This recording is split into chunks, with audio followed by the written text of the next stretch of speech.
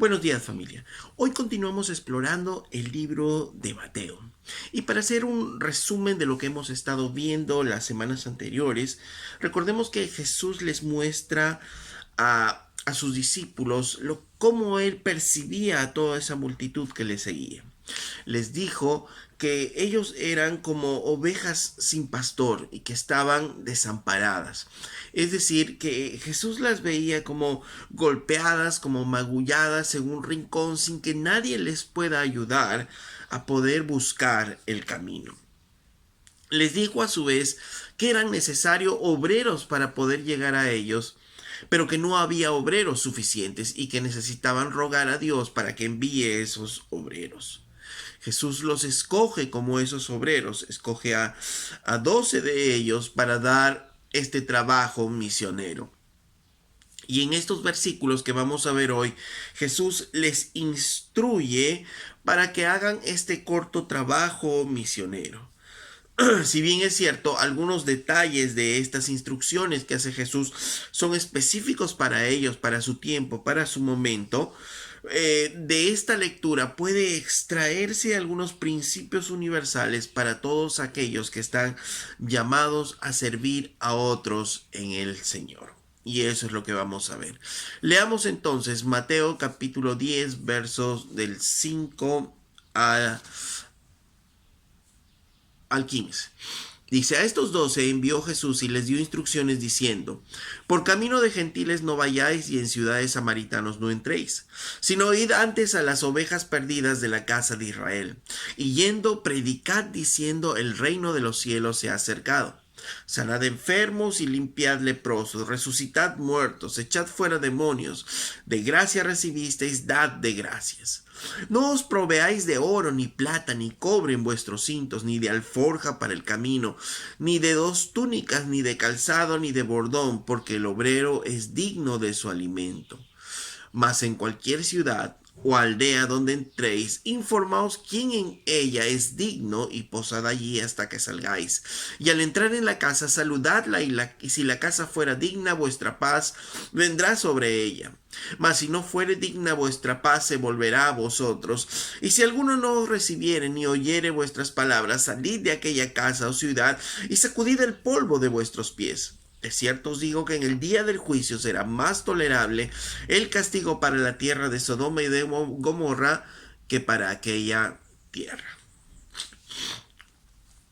Ok, en el pasaje paralelo de Marcos de las instrucciones que da el Señor, nos dice que después llamó a 12 y comenzó a enviarlos de 2 en 2 y les dio autoridad sobre los espíritus inmundos. Dice que les empezó a enviar de 2 en 2, ¿no? ¿Por qué? Solo para ver algo rápido de esto es ¿por qué? Porque obviamente la soledad es un terreno fértil para la tentación y la debilidad. Ellos estaban comenzando y salir con un compañero obviamente los hacía menos propensos a estar desanimados, a deprimirse o a sentir pena por sí mismo de repente cuando no les esté resultando la misión como ellos pensaron. Se animarían entre sí, se rendirían cuentas, se ayudarían entre sí ante cualquier presión, fatiga, etcétera, ¿no? 2 son mejores que 1, dice la palabra. Ahora, ¿por qué es que Jesús tiene que dar instrucciones a ellos? ¿Por qué tiene que instruirles? Porque algo que nosotros debemos entender en el ministerio es que Dios no requiere creatividad o innovación o hacer cosas nuevas, diferentes. No, Dios lo que requiere es obediencia y fidelidad. En 1 Corintios 4:2 dice, ahora bien, se requiere de los administradores que cada uno sea hallado fiel. Eso es lo que quiere Dios, ¿no? En general, de todo ministerio, Dios quiere eso, que nosotros seamos hallados fieles, que seamos obedientes a lo que Él ya dijo. Por eso es que el ministro, alguien decía que no es un chef, sino que es un mesero, que no está llamado a preparar la comida, porque Dios ya ha hecho eso, sino debemos nosotros servirla exactamente como la recibimos, ¿no? Entonces es, por ejemplo, ¿no? Con la palabra de Dios. No tenemos que inventar cosas o sacar de la Biblia como que trucos de magia, cosas escondidas. No, esa no es nuestra misión. Nuestra misión es como el mesero. Debemos, ya la mesa está servida, el alimento está servido. Solo nosotros tenemos que sacarlo y llevarlo a la mesa. Nada más, eso es lo único que tenemos que hacer, por ejemplo, con la palabra de Dios. Y si bien es cierto, no todo predicador es, o no toda persona es llamado a ser predicador, maestro, evangelista, pastor o misionero, pero todo creyente sí está llamado a ser testigo de Cristo ante el mundo. Por tanto, una de las cosas importantes a entender es que somos llamados de manera soberana por Dios, dotados por Dios y fortalecidos por el Señor con lo necesario para hacer la obra del Señor.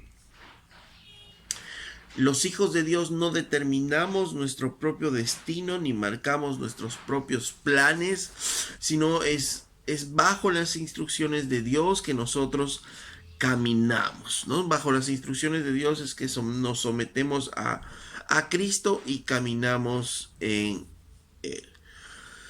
Dentro de la labor ministerial, nosotros no hacemos lo que queremos, sino caminamos conforme a las instrucciones que nos da el Señor. Y si no hay instrucciones específicas, buscamos del Señor en oración, en consejo, qué es lo que nosotros vamos a dar, los pasos a dar en el trabajo del Señor. Y es como en nuestras vidas, nosotros no vivimos como queremos, nosotros no actuamos como queremos, sino actuamos conforme la palabra de Dios nos está diciendo. Hasta donde nos dice la palabra de Dios, hasta ahí nosotros debemos actuar. Esas son nuestras instrucciones claras. Tenemos instrucciones como ciudadanos, tenemos instrucciones como hijos, tenemos instrucciones como padres, tenemos instrucciones como trabajadores, tenemos instrucciones como jefes. La Biblia nos proporciona instrucciones básicas sobre cómo nosotros nos debemos desempeñar. Instrucciones sobre cómo nosotros caminar con nuestros bienes, ¿no? Y hay principios que nos permiten ayudar a caminar. Entonces dice, a estos 12 envió Jesús y les dio instrucciones. El Señor siempre ha dado instrucciones para que nosotros sepamos cómo caminar en este mundo. Ok, entonces lo primero que dice el Señor en el verso 5 es: por camino de gentiles no vayáis y en ciudades samaritanos no entréis, sino id antes a las ovejas perdidas de la casa de Israel. El Señor les da un objetivo principal y un objetivo muy claro a ellos, ¿no?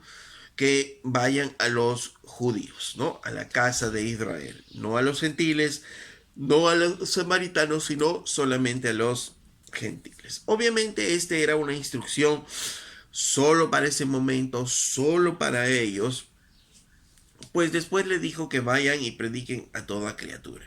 Ahora nos podríamos preguntar por qué solo los judíos.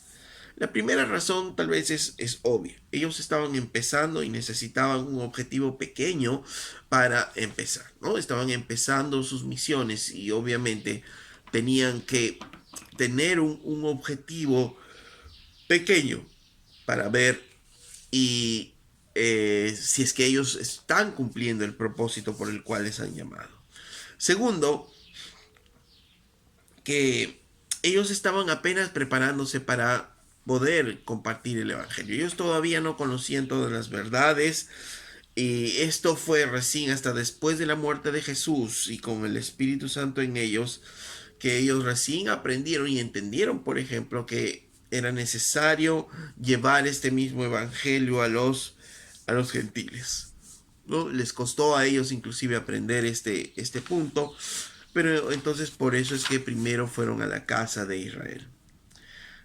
Lo tercero, podríamos decir que Israel obviamente es el pueblo escogido por Dios y la Biblia misma dice que la palabra saldría de Israel, el evangelio saldría de Israel mismo. Y lo otro obvio de esto es de que si ellos comenzaban a compartir a los gentiles, los judíos menos todavía iban a escuchar el evangelio, ¿no? Por eso inclusive Pablo cuando iba a un lugar iba primero a una sinagoga donde estaban los gentiles para poderles predicar a ellos. ¿Ok? Entonces, ¿qué principio podemos extraer de aquí? El principio de que cuando nosotros tenemos un ministerio debemos buscar un objetivo claro, ¿no? Un objetivo central hacia dónde nosotros vamos a ir. Porque uno puede mirar todas las cosas que hay en el servicio al Señor, pero nunca Dios nos va a pedir que una persona haga todo lo que tenga a la vista. Por eso es que nos pone a todos nosotros, ¿no?, en una multitud de liderazgos. ¿Para qué? Para que podamos nosotros mirar todas los diferentes ministerios que tengamos. Uno solo no va a poder mirar siquiera todos los ministerios. Tenemos que tener un objetivo central, un objetivo específico. Y en nuestras vidas también, en nuestro desarrollo en la iglesia también, un objetivo claro, un objetivo específico, un ministerio donde desarrollarnos. No podemos abarcar todas las cosas, sino tenemos que desarrollarnos sobre algo, sobre un objetivo claro, y sobre eso debemos nosotros trabajar. A veces decimos, pero esta iglesia cómo hace esto, cómo hace aquello, cómo hace aquello, cómo hace lo otro. Pero no, debemos nosotros aprender a trabajar en objetivos claros. Y en la medida que podamos crecer, que nuestros brazos puedan crecer, obviamente se empezarán a tocar diferentes objetivos en la medida que un ministerio pueda ir creciendo. Pero como en nuestras vidas tenemos que caminar y tenemos que empezar en puntos específicos, y luego el Señor nos irá moviendo probablemente aún en nuestras vidas. En nuestro servicio al Señor también, por ejemplo, podemos servir ayudando de repente con los niños, y después ayudando de repente en la limpieza, ayudando de repente en consolidar a las nuevas personas que vienen. Y luego nos lleva el Señor a un servicio en la iglesia de hogar. Entonces el Señor nos va llevando a diferentes lugares, pero tenemos que tener objetivos definidos, objetivos claros, si no, no vamos a poder caminar. Y eso es lo que el Señor les dijo: no vayáis a gentiles, no vayáis a samaritanos, sino a las ovejas perdidas de la casa de Israel. Les dio un objetivo claro, un objetivo preciso. Aún en su vida misma Jesús nos mostró, tenía un objetivo claro. ¿Cuál era? Su ministerio fue en Palestina mismo. Él no sale de ahí, ¿no? Porque tenía un objetivo claro. ¿Ok? Entonces, algo que debemos recordar es que no es a dónde nosotros queremos ir, sino a dónde el Señor nos envía, ¿no? No es qué es lo que nosotros queremos hacer, sino qué es la necesidad a la cual el Señor nos quiere enviar a cubrir. Ok. Continuamos entonces en el verso 7, en las instrucciones que Jesús les da a sus discípulos en esta su primera misión. En esta es su primera misión en la que ellos van a salir a predicar el Evangelio. Y en el verso 7 les dice: y yendo, predicad diciendo, el reino de los cielos se ha acercado. Entonces, otro principio claro que encontramos ahí es que tiene que haber un mensaje claro. Les dice: ustedes lo que van a compartir es, el reino de los cielos se ha acercado. Y esto es importante porque muchas personas no aceptan el Evangelio porque no lo oyen claramente, porque no lo entienden claramente, y están viviendo de repente una vida en la cual no tienen claridad en el Evangelio. Puede pasarnos de repente a muchos de nosotros. Podemos estar de repente 5 años, 10 años en la iglesia y no hemos captado, no hemos escuchado el Evangelio claramente, y por eso estamos de repente sufriendo, estamos con penalidades, estamos depresivos, porque no entendemos todavía el Evangelio. El diablo siempre va a querer nublar el mensaje de la cruz, siempre va a querer hacer que otras cosas no puedan oscurecer el mensaje del Evangelio, ¿no? Nos puede pretender que por causas políticas, culturales, sociales, económicas o eclesiales mismas, que se oscurezca el mensaje de la cruz, ¿no? Y mientras más confuso es el Evangelio, es el mensaje del Evangelio, obviamente el poder mismo del Evangelio empieza a diluirse. ¿Por qué? Porque no conozco lo que soy, no conozco lo que Cristo ha hecho por mí, no conozco nada de ello. Entonces el poder del evangelio empieza a diluirse y eso es lo que quiere justamente Satanás. Les decía a ellos, predicad, el reino de los cielos se ha acercado. Obviamente ellos tenían que explicar esto de que el reino de los cielos se ha acercado, ¿no? Decíamos que ya la mesa estaba, la cocina estaba hecha, ya el Señor lo había hecho, ya estaba ahí el reino de los cielos. Ellos tenían solo que decir que el reino de los cielos se había acercado y explicar obviamente a todos aquellos que no entendían qué significaba esto, que el reino de los cielos se ha acercado. El reino de los cielos puede verse en diferentes aspectos, como algunas veces ya lo hemos visto. Puede verse a través de la conversión misma, ¿no? De una persona que pasa de un reino a otro, del reino de las tinieblas al reino de la luz, gobernado antes por Satanás y ahora gobernado por Dios mismo, por la soberanía de Dios. Se manifiesta aún en nuestra consagración, en la santidad, como vivimos nosotros a través de los principios que son revelados por la palabra de Dios, y podemos decir estamos viviendo en el reino cuando estamos caminando y viviendo en esos principios, por ejemplo, ¿no? Pero el mensaje central del reino obviamente es acerca de quién, del rey, no es acerca del territorio, no es acerca de las leyes, sino es acerca del rey. ¿Y para qué? Para poder conocer y vivir conforme el Rey quiere que vivamos. Hoy nuestro mensaje, por tanto, es completo. En ese tiempo decían, el reino de los cielos se ha acercado, pero no había un mensaje completo todavía. Ese es lo que ellos podían compartir. Hoy el mensaje es completo. ¿En qué sentido? En que Cristo ya murió por nuestros pecados. El mensaje claro de hoy es la cruz. Cristo murió por nuestros pecados, ¿no? Por tanto, debemos arrepentirnos y caminar y tener una nueva vida en Cristo Jesús. Y debemos explicar ello. ¿Qué significa que Jesús ha muerto en la cruz por nosotros? ¿Ok? Entonces, decíamos, el primer principio es que debemos tener un objetivo claro.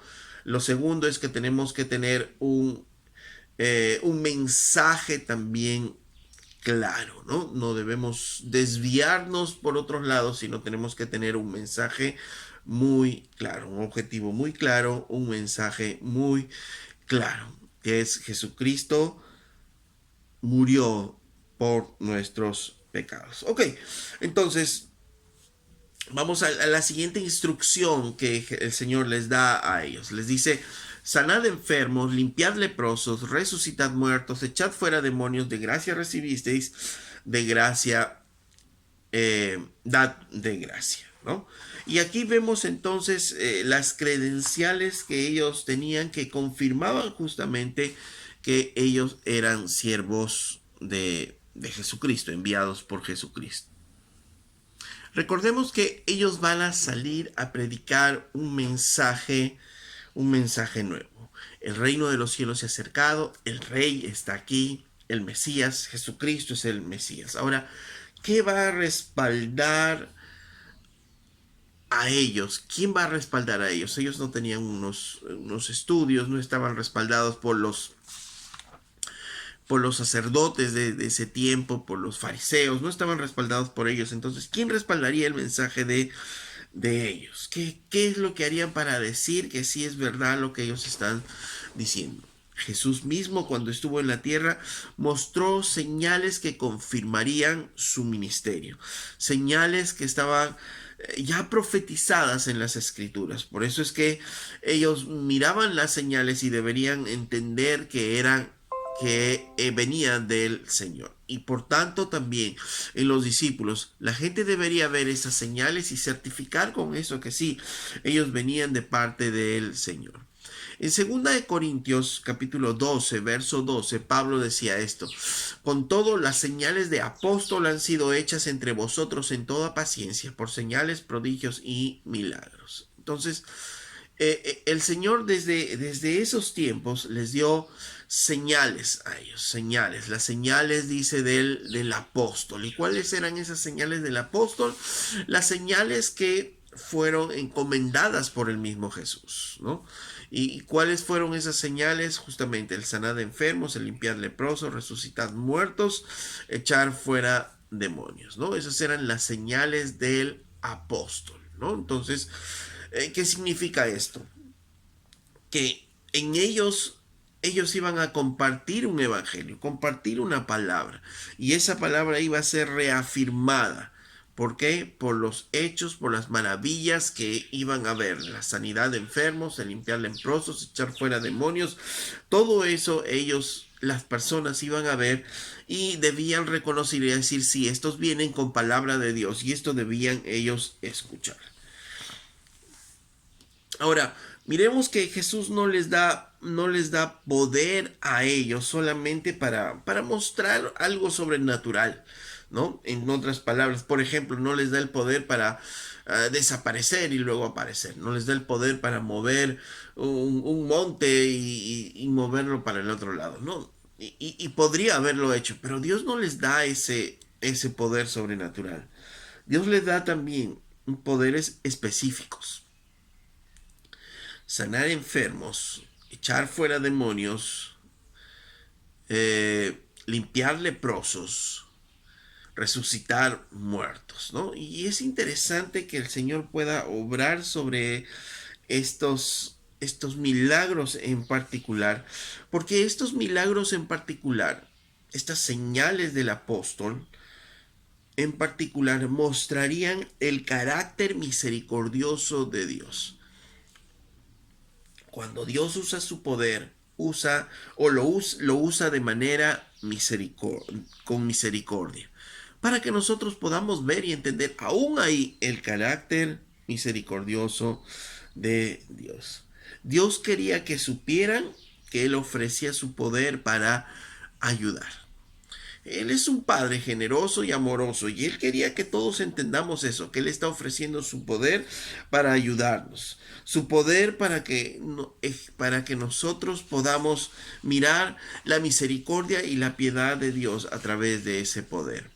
A través de las escrituras siempre hemos visto al Señor un Dios misericordioso. Por ejemplo, en el Salmo 12:5 dice: por la opresión de los pobres, por el gemido de los menesterosos, ahora me levantaré, dice Jehová. Un Dios misericordioso.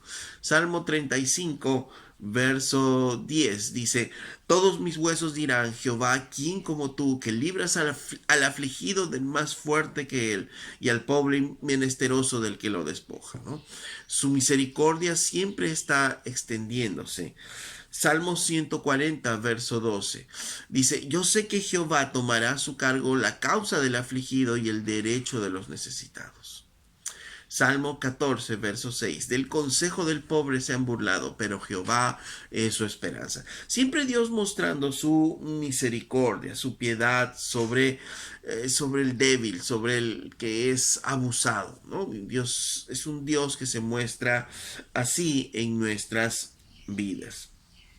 El mundo, por otro lado, cuando ejerce su poder, generalmente es un poder que aplasta, ¿no? Es un poder que se enseñorea de las personas, ¿no?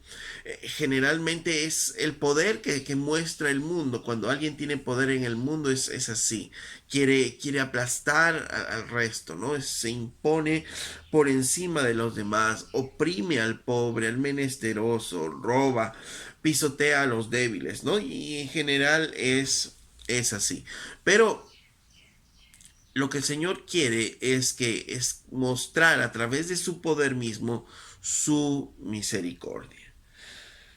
¿Y qué principio encontramos en este mandato específico, ¿no? Porque ellos tenían las señales del apóstol, ¿no? Y entonces, ¿qué principio encontramos hoy aquí? El principio detrás de este mandato, obviamente, es el mostrar la compasión hacia los pobres, hacia los enfermos, hacia los afligidos, el ayudar a los necesitados. Por tanto, si esta era una señal confirmatoria para ellos de que eran seguidores de Dios, para nosotros el principio que rige en nuestras vidas, que es una señal característica del creyente, ¿cuál es? Es la compasión. es la misericordia. Dios mismo nos decía, sed misericordiosos como yo soy misericordioso. El poder ayudar a los pobres, a los enfermos, ¿no? El ayudar en general a los necesitados es una marca del creyente, ¿no? Es una marca de todo creyente. ¿Ok? El Señor dice entonces, sanad a los enfermos, limpiad a los leprosos, ¿no? Pero también dice, resucitad muertos, echad fuera demonio. Y obviamente los apóstoles estaban facultados para esto. Estaban facultados para dar vida, para devolver vida a los muertos y de esa manera conquistar el reino de las tinieblas, ¿no? Autoridad sobre los demonios de ese tiempo, ¿ok? Y Dios quería que sepan a través de estas señales que el Señor les daba a ellos que nada detendría el avance del Evangelio, ¿no? Porque la muerte no detendría el avance del Evangelio. Aún los demonios no detendrían el avance del Evangelio. Y esto es lo que el Señor quería que ellos puedan entender para su misión, ¿no? Hoy el ministerio de la iglesia sigue haciendo aún lo mismo, ¿no? A través del Evangelio y el poder de Dios, nosotros seguimos resucitando muertos espirituales. Bueno, no nosotros, sino es el Evangelio, el poder de Dios. Pero nosotros al llevar esa palabra seguimos resucitando muertos espirituales y llevándoles a una nueva vida en Cristo. De esta manera estremeciendo las obras de las tinieblas, ¿no? Echando fuera justamente los demonios de la vida de las personas cuando ellos pueden conocer cada vez más el Evangelio, pueden conocer más del Señor y disfrutar más del Señor. Entonces las obras de Satanás van destruyéndose, van deshaciéndose en la vida de las personas.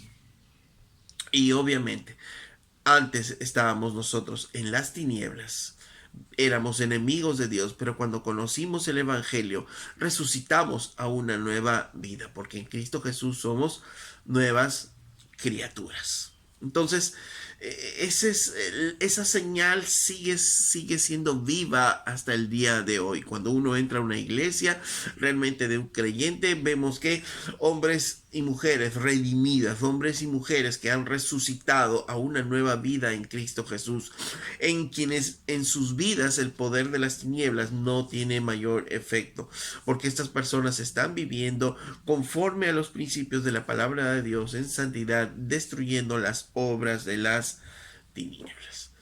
Pero además, ¿qué más les dice el Señor aquí? ¿Qué otra credencial les dice? De gracia recibisteis, dad de gracia. Los apóstoles recibieron estos poderes, ¿no? Para sanar enfermos, para echar fuera demonios, para resucitar muertos, ¿no? Y es lo que el Señor les está diciendo, es cuidado con pensar siquiera en tener una ganancia personal respecto a esto que el Señor les está dando, porque el poder no era de ellos, sino el poder era de Dios.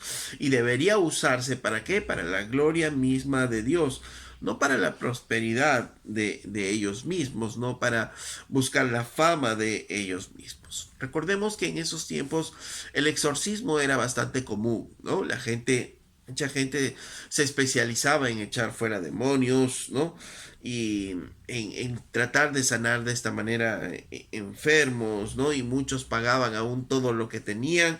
¿Para qué? Por buscar una sanidad física, por buscar una sanidad espiritual, ¿no? Situaciones que no se entendían mucho en ese tiempo y que muchos charlatanes aprovechaban esa ignorancia justamente ¿para qué? Para sacar dinero a las personas, ¿no? En este principio lo que el Señor les está diciendo, ustedes recibieron de gracia, deben darlo también de gracia, ¿no? En primera de Pedro, capítulo 5, verso 2, Pedro nos dice esto: apacentad la grey del Señor que está entre vosotros, cuidando de ella, no por fuerza, sino voluntariamente, no por ganancia deshonesta, sino con ánimo pronto. Entonces, está hablando a todos los que van a ser ministros del Señor, que no estén buscando, si recibieron de gracia, no van a estar dando por buscar dinero, sino básicamente da de gracia. En otras palabras, no van a estar orando o recibiendo dinero por orar, no van a estar por dar la ayuda a un necesitado, estar cobrando, no. No, y no es la idea, es justamente el principio aquí. La idea no es enriquecernos o buscar el dinero detrás de ellos, sino de gracia recibimos algo, de gracia también nosotros debemos darlo. En el siguiente punto, el siguiente principio que aprendemos en el verso 9 les dice: no os proveáis ni de oro, ni de plata, ni de cobre en vuestros cintos, ni de alforja para el camino, ni de dos túnicas, ni de calzado, ni de bordón, porque el obrero es digno de su salario. Dice, no os proveáis de oro, ni plata, ni cobre, ¿no? Las diferentes monedas, ¿no? El material de las diferentes monedas que se hacía en ese tiempo, ¿no? Para abarcar todo lo que con respecto al dinero podría hacerse. En otras palabras, no se provean de dinero, está diciéndoles a ellos. Ok, no se provean de dinero, pero además dice, ni de alforja para el camino. Una alforja al parecer era una bolsa, ¿no? En la que uno podría guardar comida o algo para el camino, ¿no? Entonces aún les dice ni de esa bolsa, ni dos túnicas, ni de calzado, ni de bordón, ¿no? Un bastón para eh, el ayudarse a caminar en las caminatas difíciles o como algunos podrían usarlo para defensa en el camino, ¿no? Entonces no te proveas también de esas cosas porque el dinero el obrero es digno de su alimento, dice. En otras palabras, los apóstoles debían marchar con el mínimo de ropa y con las mínimas provisiones que ellos tenían, confiando que el Señor les proveería lo que necesitan. Dios mismo establece que el obrero es digno del alimento y que Dios mismo vería que eso se cumpla. Obviamente esta es una situación en la cual es un mandato para ese momento, para ese tiempo, ¿no? Porque inclusive en la misma palabra, en Lucas 22, verso 35, cambia esta situación y les dice: y a ellos dijo, cuando os envié sin bolsa, sin alforja y sin calzado, ¿os faltó algo? Ellos dijeron nada. Y aquí está justamente el principio, porque Dios quería que ellos aprendieran a confiar toda necesidad en el Señor. Verso 36.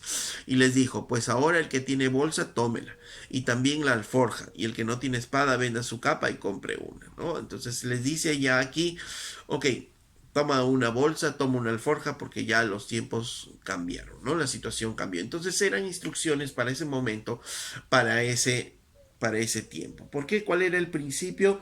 Que Dios quería que ellos aprendieran a confiar en Él. Por eso les dijo, cuando les envías y les faltó algo, no, nada. ¿Por qué? Porque Dios va a proveernos de lo necesario. Entonces, no es de que vayamos a un lugar o a una misión sin nada. No, eso no está diciendo el Señor, sino el principio es que aprendamos a confiar en el Señor, a confiar en nuestras necesidades en el Señor. Van a ocurrir diferentes situaciones, van a ocurrir diferentes cosas en nuestras vidas mismas, pero debemos aprender a confiar en el Señor. Y a veces vamos a estar en situaciones así, en las cuales vamos a tener que aprender a confiar solo en la mano, en la provisión misma de Dios. Ok, entonces, luego en el verso 11 nos dice, más, eh, entonces, mas en cualquier ciudad o aldea donde entréis, informaos quién en ella sea digno y posad allí hasta que salgáis. Ok, hasta aquí entonces el Señor nos dice algunos principios muy importantes. Un objetivo claro, un mensaje claro. Las señales, ¿no? Como siervos de Dios, ¿qué es lo que nos va a identificar? La misericordia, la piedad y a través del Evangelio el poder cambiar las vidas de personas. De gracia recibimos, de gracia debemos dar. Aprender a confiar en toda situación y todas nuestras necesidades delante de Dios. En el verso 11 dice más, en cualquier ciudad o aldea donde entréis, informaos quién en ella sea digno y posad allí hasta que salgáis. Los apóstoles tenían que ir a diferentes lugares, ¿no? Y como ya sabemos, en general las posadas o los lugares donde los viajeros se quedaban no eran lugares adecuados, generalmente eran lugares indignos moralmente, y entonces ellos tenían que estar supeditados ¿a qué? A la hospitalidad de las personas. Recordemos que la hospitalidad era una característica muy importante en este tiempo y en estas personas, ¿no?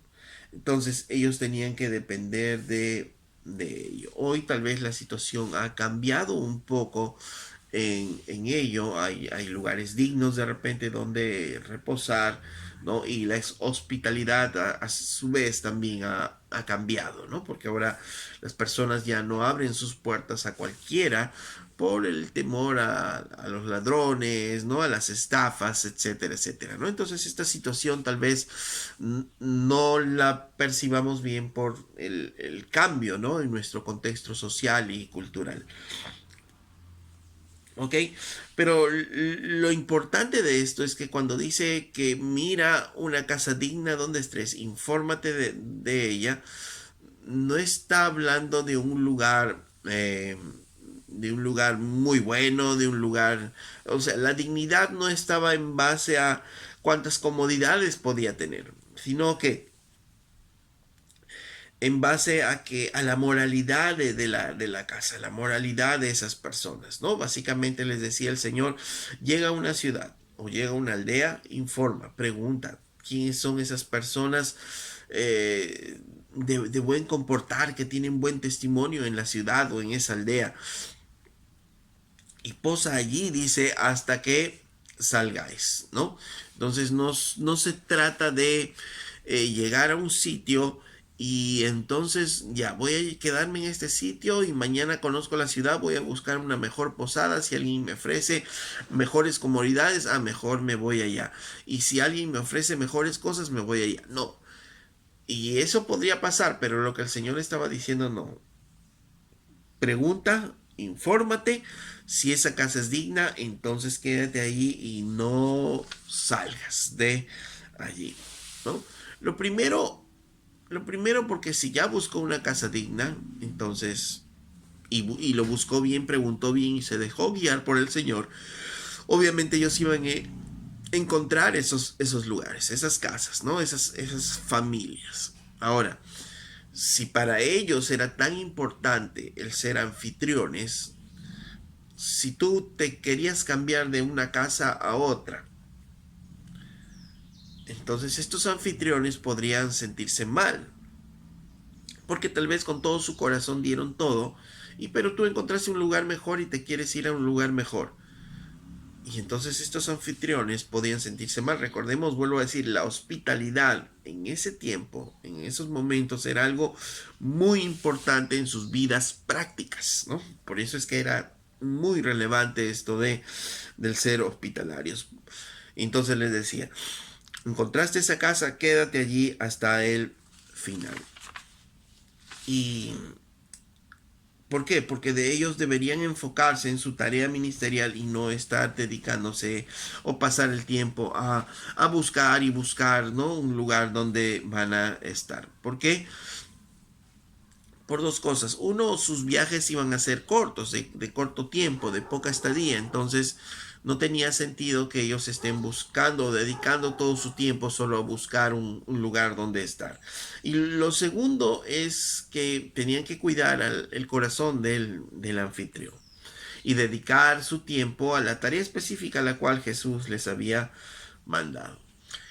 Entonces hay un principio muy importante, ¿no? Detrás de todo esto. El que una vez que nosotros hemos buscado y tenemos y le damos gracias al Señor por lo que nos ha dado, debemos nosotros aprender a estar contentos con las cosas que tenemos, con las cosas que hemos obtenido y no estar pensando en ir a más, ¿no? Tenemos que tener mucho cuidado que nuestras mentes se enfoquen en eso, ¿no? En 1 de Timoteo capítulo 6, verso 6, dice, Pero gran ganancia es la piedad acompañada de contentamiento.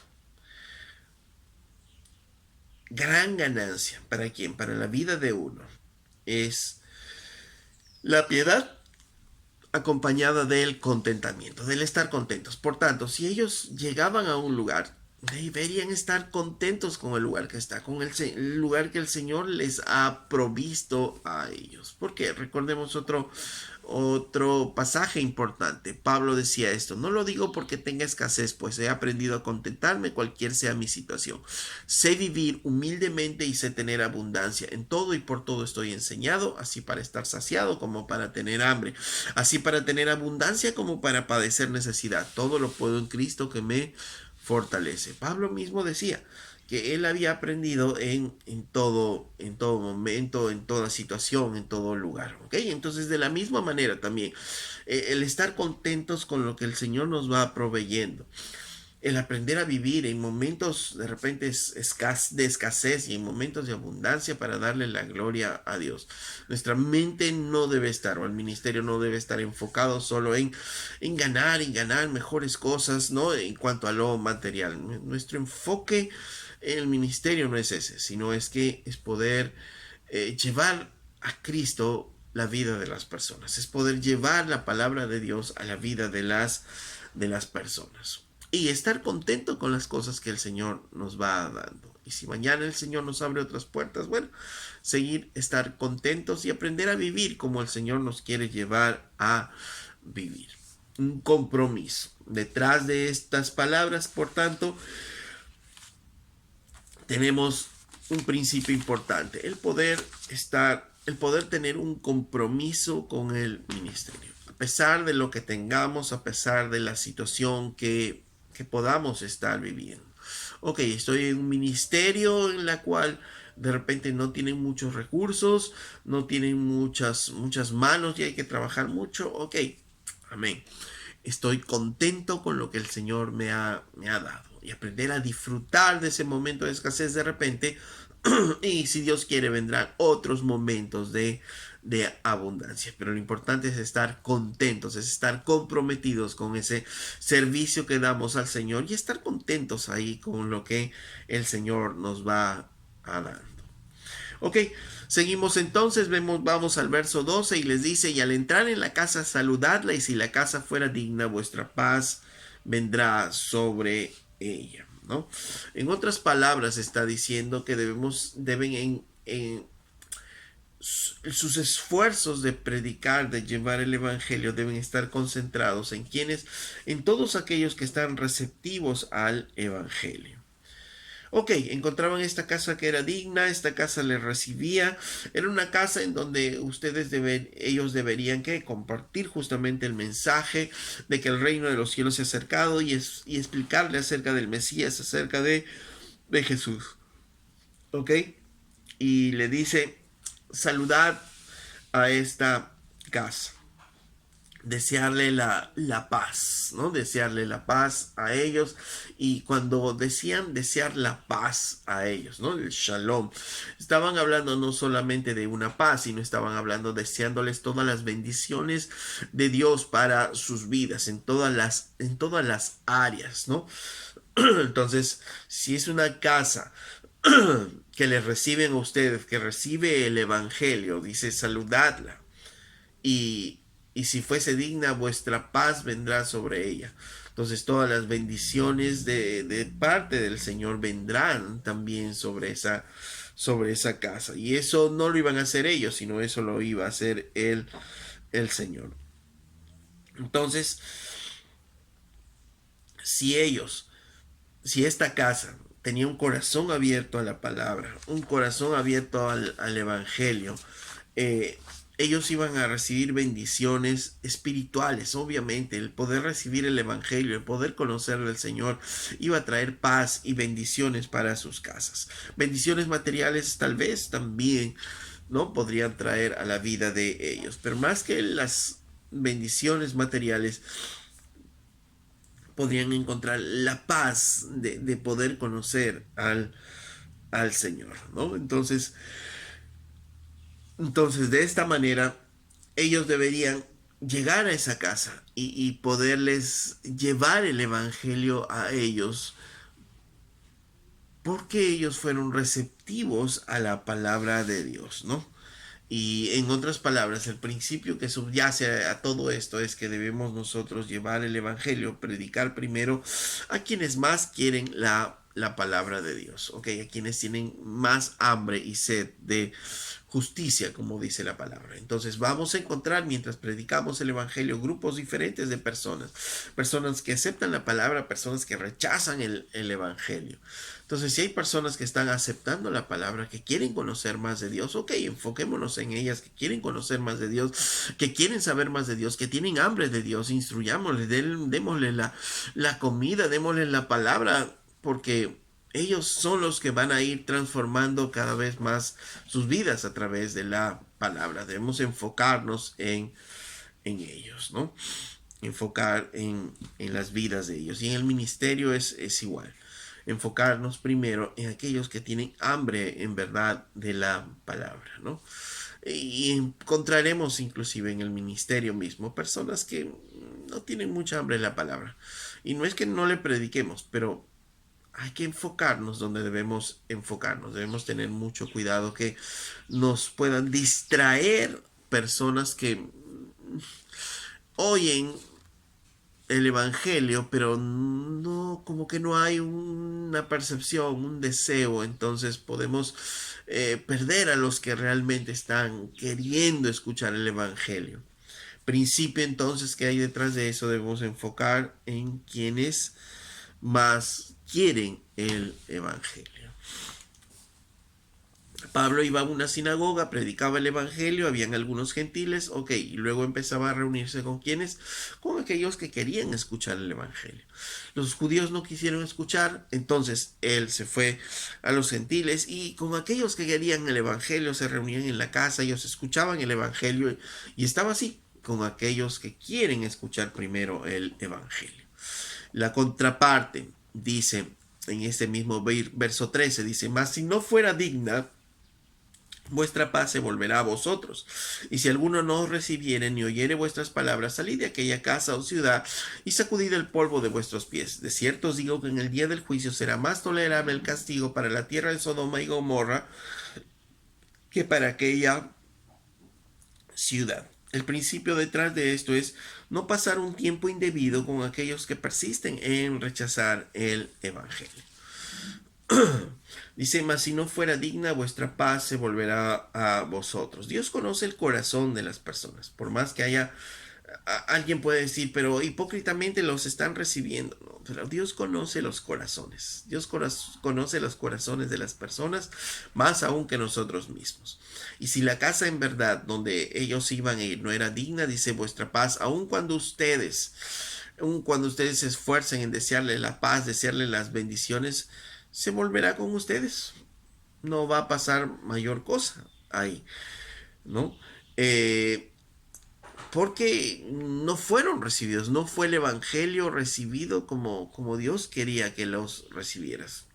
Y aún dice, si alguno no los recibe, ni les oye vuestras palabras, salid de aquella casa, dice, oh ciudad, y sacudid el polvo de vuestros pies, ¿no? La oferta de paz que el Señor extiende sobre las personas, al ser rechazada, ¿no? Al rechazar el Evangelio, finalmente se pierde, ¿no? Las personas pueden estar viviendo en conflictos, pueden estar viviendo en diferentes situaciones difíciles y la oferta del Evangelio está ahí. Y cuando es rechazada, bueno, no se puede hacer más nada ahí y Dios no va a hacer más nada ahí y entonces esa oferta de paz se pierde porque ya no se sigue hablando de repente ahí.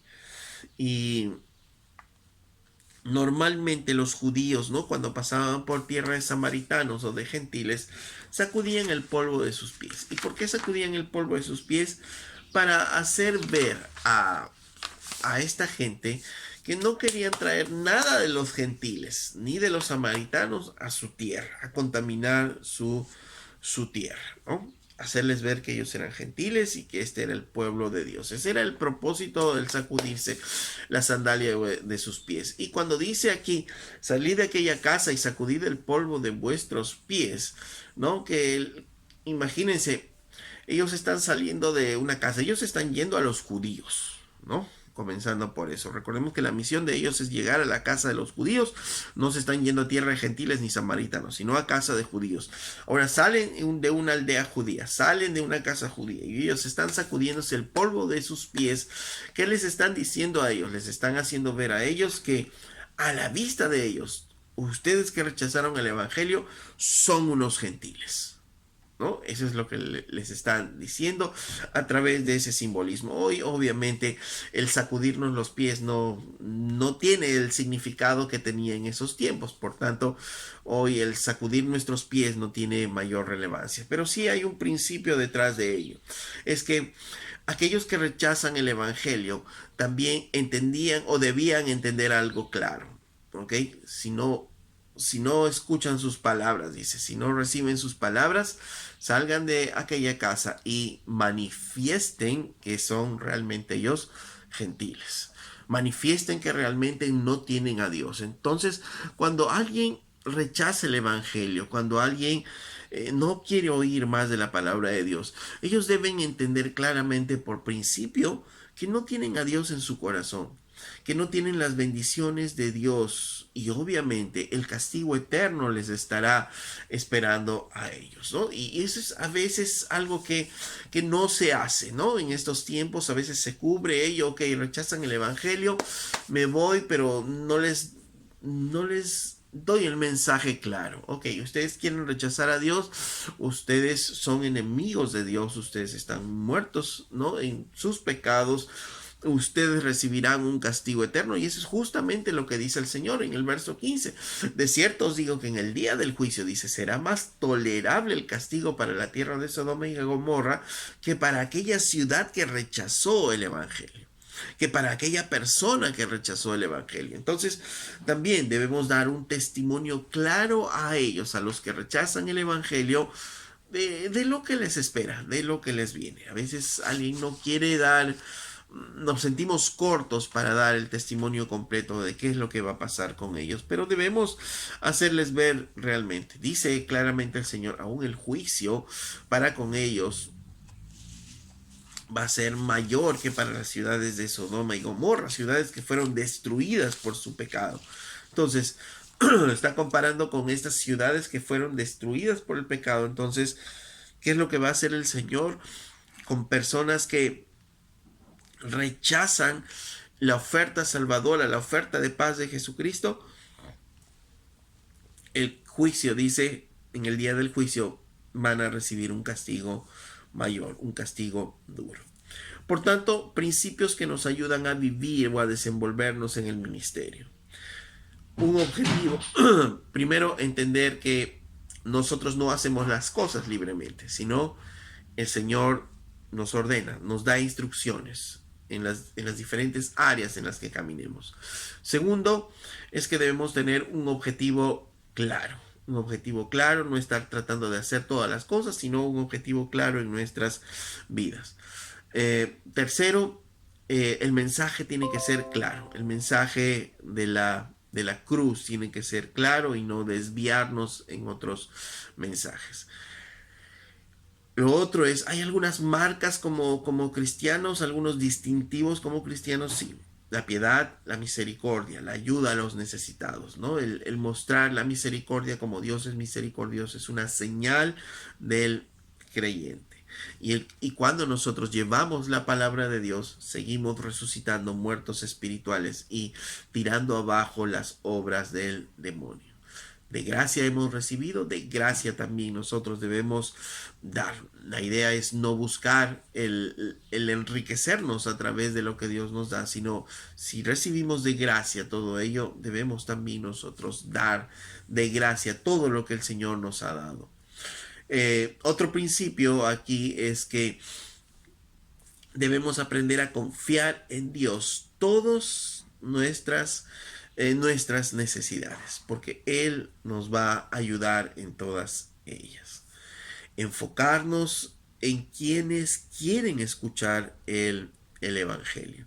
Enfocarnos en ellos y tener un compromiso con el ministerio sin descuidar nuestros ojos en otras cosas.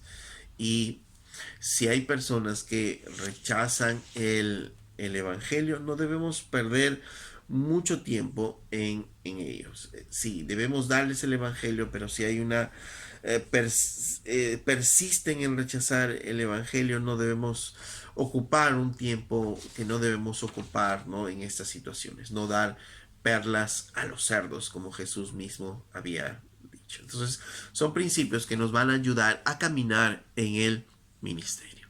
Amado Padre, te damos gracias a ti, Señor, para que podamos aprender, Señor, y escuchar estos principios, Señor, en nuestras vidas y poder aplicarlos, Señor, a nuestros ministerios, Señor, a nuestras vidas individuales, a nuestros ministerios, Señor, sabiendo que tú eres nuestro Dios y tú eres el único, Señor, que puede darnos instrucciones, que puede darnos, Señor, cómo manejar, Señor, nuestras vidas en las diferentes áreas, Señor. Porque eres nuestro Dios, nuestro Rey soberano, y a ti sea, Señor, toda la gloria y la honra, Señor. Ayúdanos a caminar en estos principios, Padre, te lo pedimos en el nombre de Jesús. Amén. El Señor está enviándonos como obreros a la mies, porque la mies es mucha. Y por tanto, no debemos olvidarnos estos principios importantes en nuestras vidas. Cuando nosotros vayamos a compartir el Evangelio, no nos olvidemos de estos principios importantes en nuestras vidas. Hasta la próxima.